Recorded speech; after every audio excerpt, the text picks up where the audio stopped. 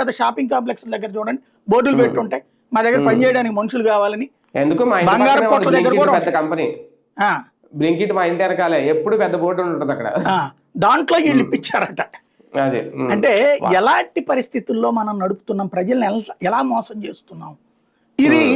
ఇది చదివినోడు అసలు చూడరా ఎంత సామాన్యుడికి కూడా ఉద్యోగ అవకాశాలు కల్పించారు, ఇందులో సామాన్యుడు ఏందండి.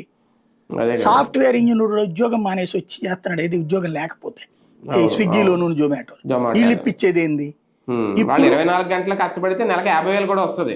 మనం ఏంటంటే ఒక దైవాంశ సంభూత ఆలోచనలు, మనకి నచ్చినోడు దైవాంశ సంభూతుడు ప్రపంచాన్ని తిమ్మిని బమ్మిని చేసేసి అర్జెంటుగా అమరావతిని సింగపూర్ చేస్తాడు, లేకపోతే కనుక దాని పేరేంటది న్యూయార్క్ చేసేస్తాడు అనేటువంటి ఒక నమ్మకంలో మన ప్రజలు, మనలాంటి రక్తం పంచుకు పుట్టినటువంటి ప్రజలు, మన రక్తమే వాళ్ళకు కూడా ఉంది, వాళ్ళు మనుషులే అన్న మానవత్వాన్ని పక్కకి తప్పించేశాం.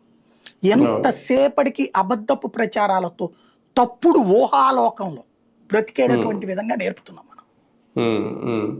అంటే నిర్మాణాలే తప్ప అమరావతి రాజధానిలో అక్కడ రైతుల కష్టాలను అయితే ప్రభుత్వం గాలికి వదిలేసింది. ఈవెన్ ఫ్యూచర్ కూడానండి, నేను మొట్టమొదటి నుంచి ఇప్పుడు బేసిక్ మాట ఇదే కాదు, ఇన్ ఫ్యూచర్ కూడా నేను సింపుల్ ఎప్పటి నుంచో అడుగుతున్న లెక్క ఎవడూ సమాధానం చెప్పట్లేదు.